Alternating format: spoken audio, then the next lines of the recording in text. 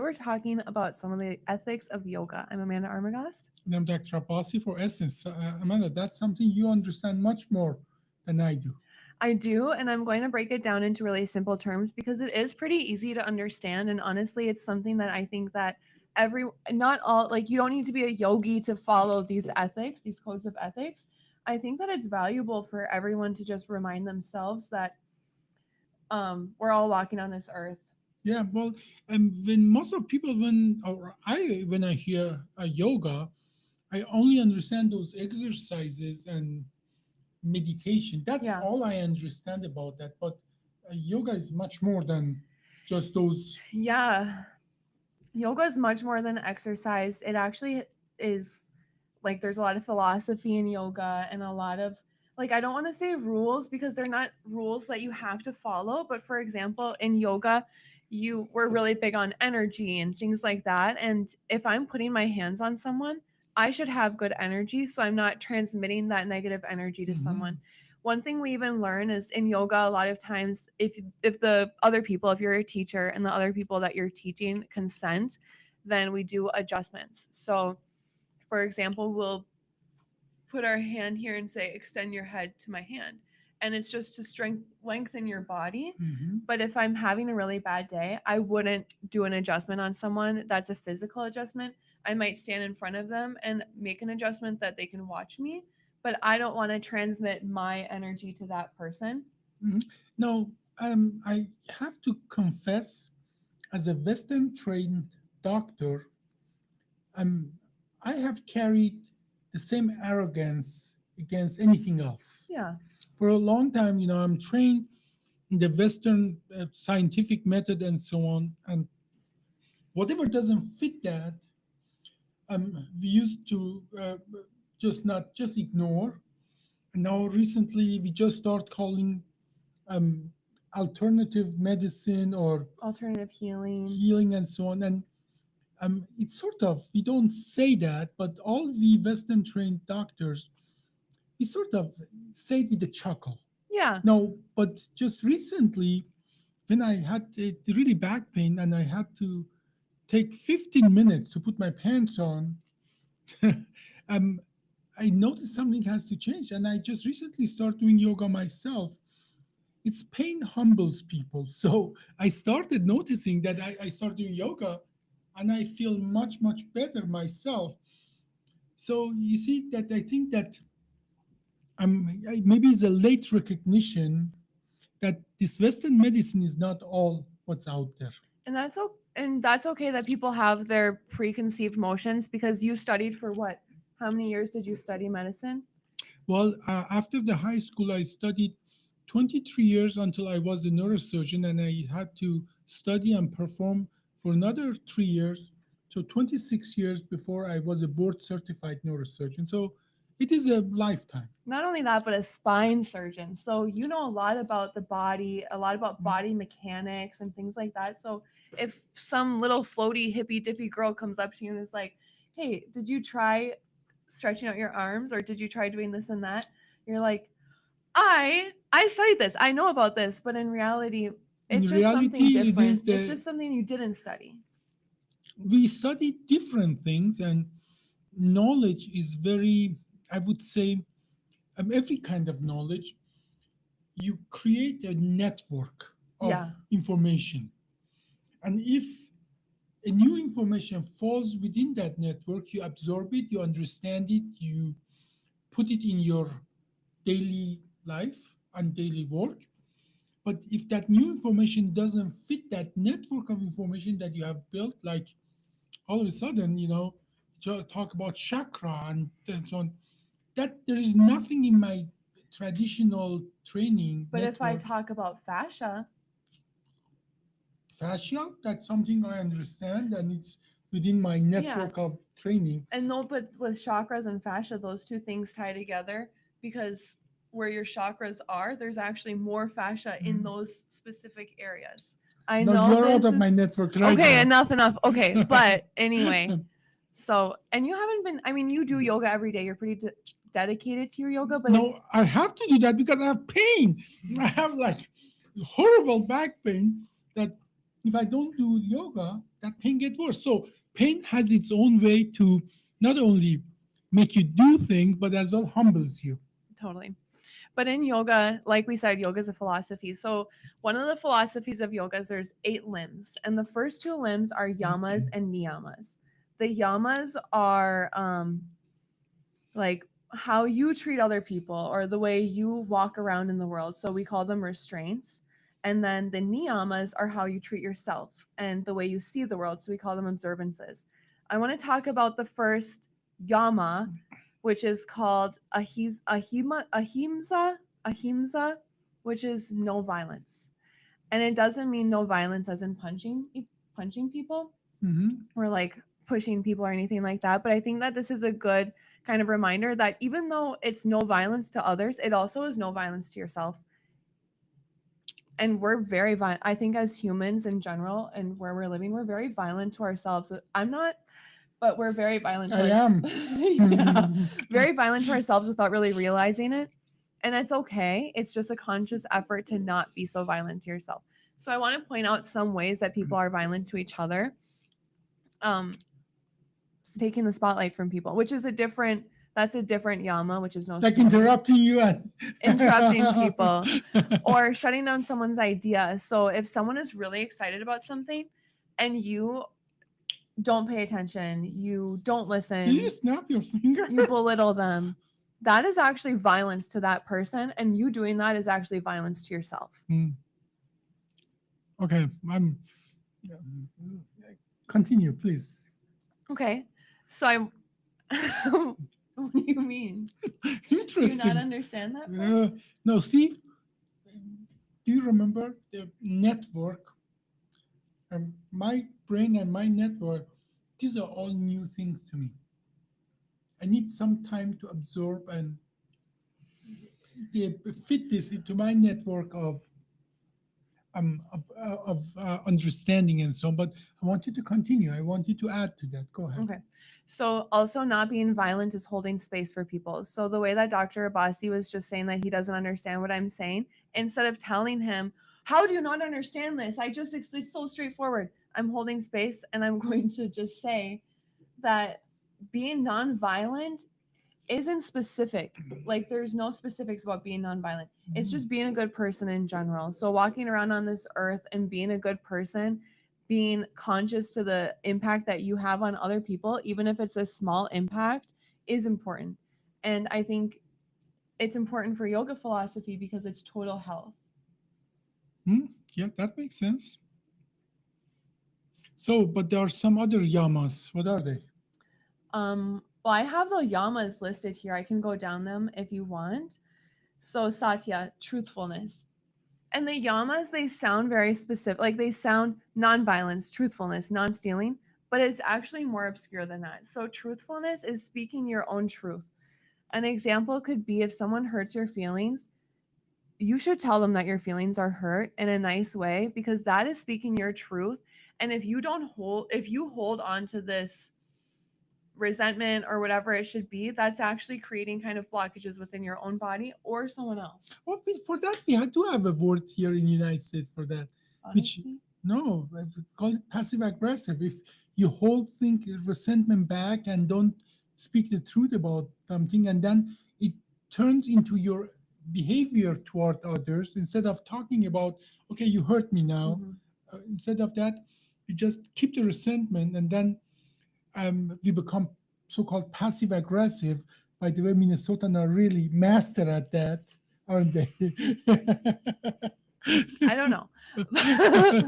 But that's another niyam, or another yama is truthfulness. Being Yeah. true to yourself. Another way to be true to yourself or truthfulness isn't telling the truth. It's actually like, for example, I say I'm a yogi. So I should live by yogi standards. I should eat kind of a healthier diet. I should be Mhm. more conscious about the way I treat myself and treat other people. Not And- eating like 3 days old cold and dry pizza. Yeah. So it's so much deeper than the surface of truthfulness. But that is satya. Mhm. And then asteya, non-stealing. This is actually my Hmm. favorite. Yeah, no, this is actually my favorite one. I think about this pretty much every day. So it doesn't mean non-stealing as in I'm like robbing someone or going to the store and taking items. It's actually so much deeper than non-stealing. I want to talk really a lot about this one. So non-stealing can be stealing time. So if you have a lot of meetings and someone is just like just talking and not being aware of what you have to do, they're taking your time. And you shouldn't do that to other people as well. Or like taking someone's idea, taking someone's Or excitement. taking somebody credit for somebody else's idea, something like Yeah, that. that's stealing. Yeah, Or taking someone's spotlight. So if there's a someone, broader definition of stealing. Is not a traditional definition of stealing we think about. yeah, it's not the traditional way of stealing, but there's so many other things that we hold dear to ourselves that aren't like Mhm. tangible items. So it's non-stealing that's like non-tangible stealing. Mhm. Or like if I just went on vacation and I was saying I love Oman. Oman is the best place ever and I can't wait to go back to Oman. Everyone should go. And then someone else is like, "Yeah, but have you been to Yemen? Have you tried the all, you know what I mean?" And it's taking away the Your excitement. spotlight. Yeah, not even my spotlight, but like my excitement. Hmm. I'm passionate about something and someone's trying to almost like knock it down for something they're passionate about. Just to be clear, Yemen is probably not the safest place to Well, that was just an travel. example because I've been talking to people about Oman That lately. is very lots of violence is going on right now. So we are not recommending going to Yemen at this point. Or if I said, "Hey, I just went to the best sushi place," and then someone's like, "I hate sushi." You don't really have to say that, and it's not benefiting anyone. It's actually more hurtful. But it goes as well. Totally again. I think it's common sense that everybody wanna at the end of the day you wanna communicate and build a bridge to people.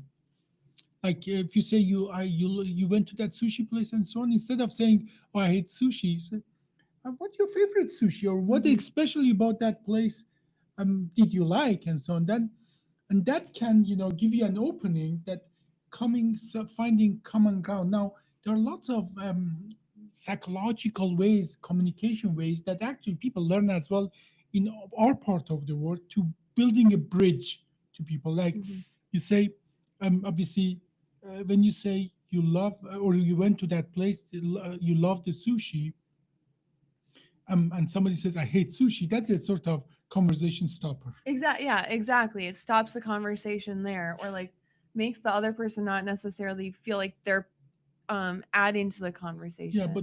but then if you say that, even if I don't like sushi, I say, "What do you like about sushi?" And then you say, the rice and the fish. Oh, I love fish too. Or you say you're vegetarian and so on. Oh yeah, that's a healthy diet and so on. Then you just lead from things that you don't have in common to things that you have in common to build a bridge um, uh, between people. Exactly. And that's what the good communication is. Actually, people who go and study communication, that is one of the things they learn to build commonality. Find something you have in common with And them. that is what, that's why people go to these groups or societies or, this hobby, places and so on.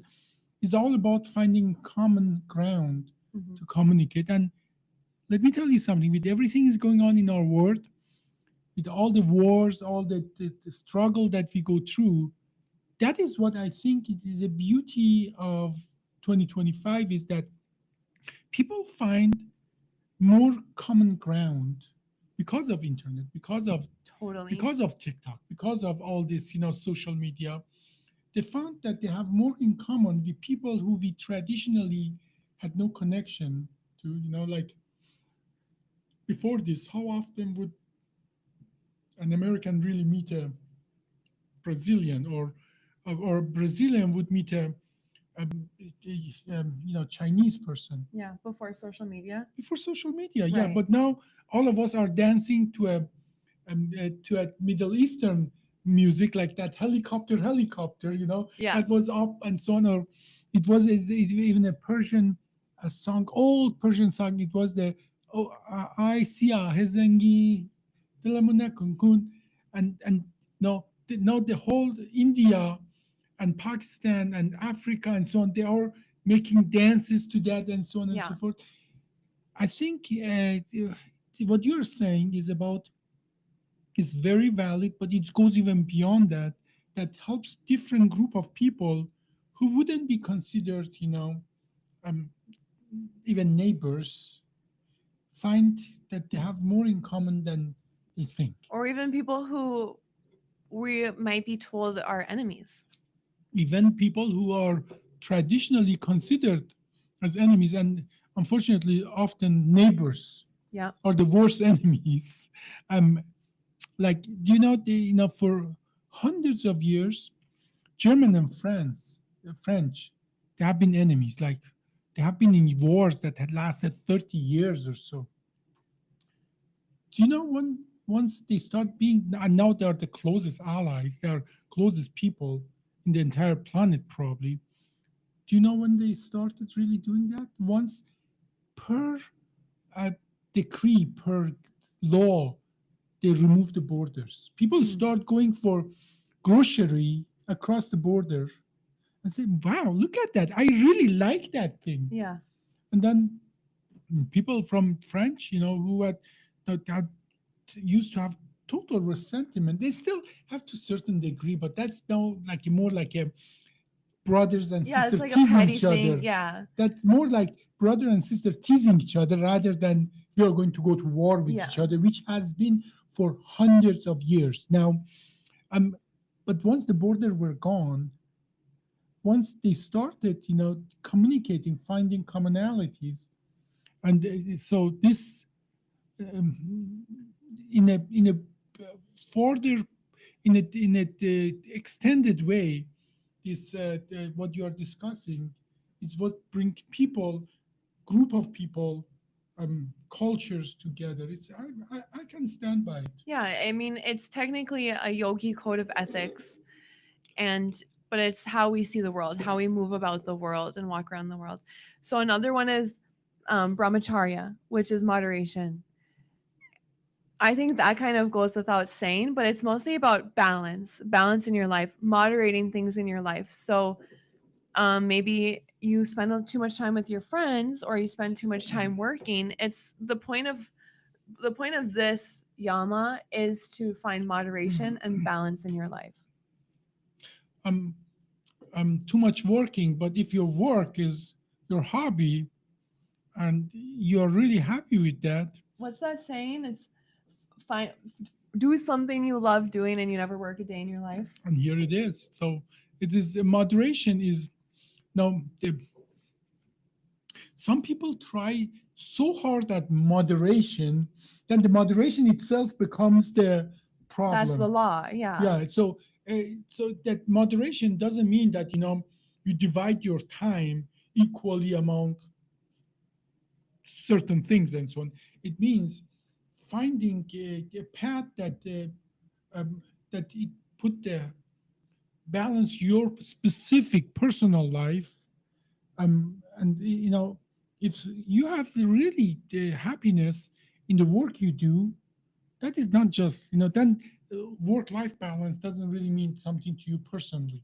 Now if you wake up in the morning and you go to work and say, Jesus, I have to go to work, then you do need work life balance, because Well, work life balance is it's like beauty in the eye of the beholder. yeah, that's right.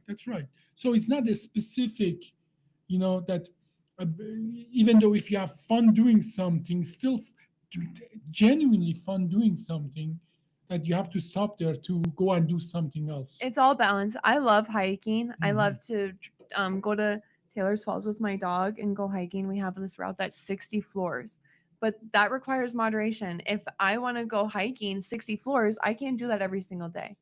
Mhm. Also, it takes 1 hour to drive there. So if you think about it, that's like my whole day. I can't balance to do that and work and my Mhm. other things. So yeah, it's not. It's definitely eye in the beholder. And then the last one is non-possessiveness. This is also kind of goes without saying, but it's not just possessiveness of your items, possessiveness of your friends, culture, things like that. It means pretty much you should be open. You should allow other people into your life. You should share with other people. If you have an idea, you should spread your knowledge and spread your love, spread your energy, things like that. I think that these are all very, I would say, positive. Um, I think even if you don't believe in any of these things and so on, it's just a human, uh, Yeah. basic humanity, I would say. Yeah, when I started learning this in yoga, I thought when I signed up for my yoga teacher training, which I know I've talked about it before, I thought that it was going to be 200 hours of straight yoga, like 200 hours of stretching, balancing, things like that, but it's actually a lot of lecture and a lot of learning. So you are going to be a yoga instructor. Yep. Hmm. Wow! Yeah. The little bird told me that you are going to build even a community yoga here Yeah. in Inspired Spine. Hmm. So Yeah, tell me about your plans. I'm hoping in April I'll start my yoga here, but I wanted to finish saying that when I'm taking my class, I'm learning a lot about pretty much how to carry myself throughout the world and how to be a Mhm. better person in general. Like active listening, letting someone complete their I'm not a good active listener and I've really been trying to consciously work on that. What? Hey, I don't think you can talk.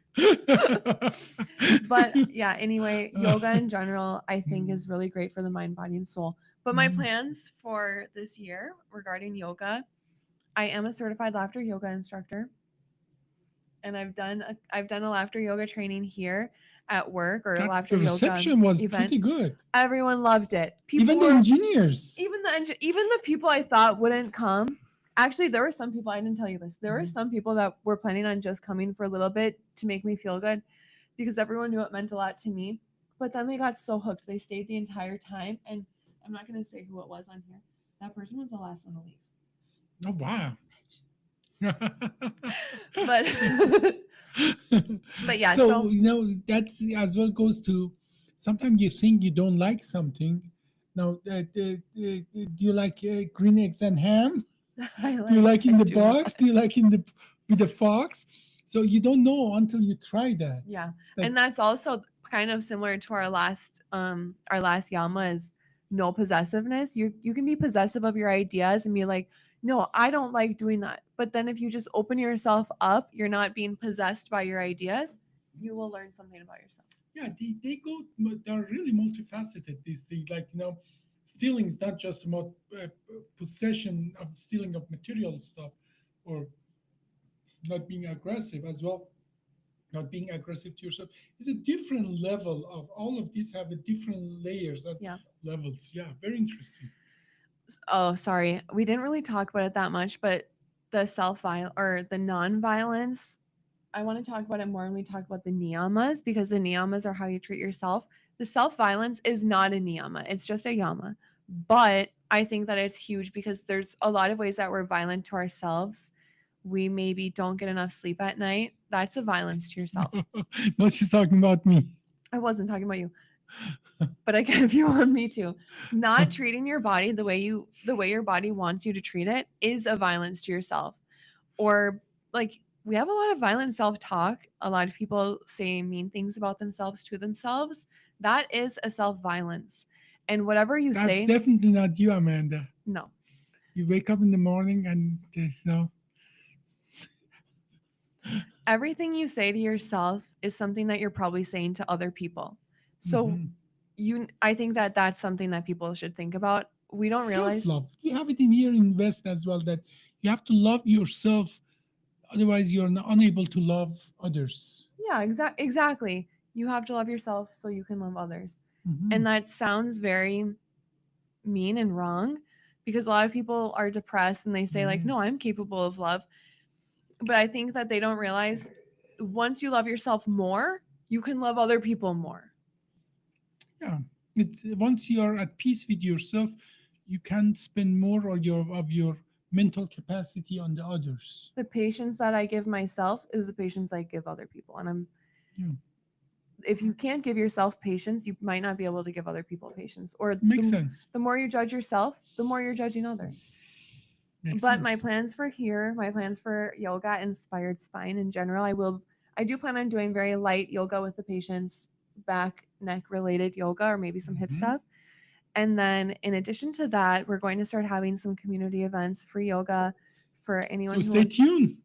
for yoga for anyone who'd like to join, anyone who can fit in the space. It's not that huge of a space right now. I'm thinking I'll So fit. the spaces are going away. So sign up soon. Yeah, slots will go quickly, but the more